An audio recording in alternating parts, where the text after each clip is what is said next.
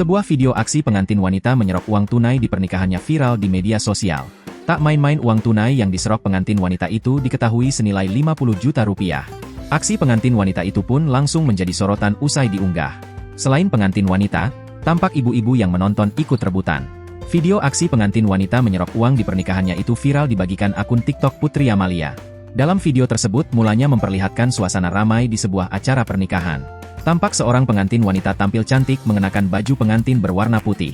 Ia duduk di tengah-tengah bersama sejumlah ibu-ibu. Lalu, pengantin wanita itu menyerok uang tunai yang ada di hadapannya.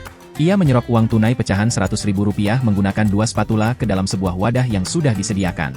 Tampak sejumlah ibu-ibu pun membantu untuk memudahkan pengantin wanita itu menyerok uang tersebut.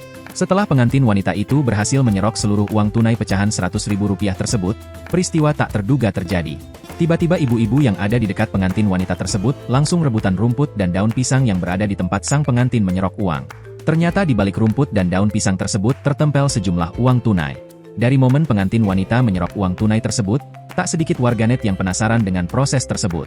Sejumlah warganet menduga momen itu adalah bagian dari proses adat pernikahan. Setelah ditelusuri diketahui jumlah uang tunai pecahan Rp100.000 yang diserok pengantin wanita tersebut senilai 50 juta rupiah. Rupanya uang tersebut merupakan uang panai untuk biaya pernikahan.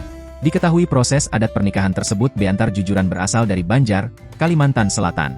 Download Tribun X sekarang, menghadirkan lokal menjadi Indonesia.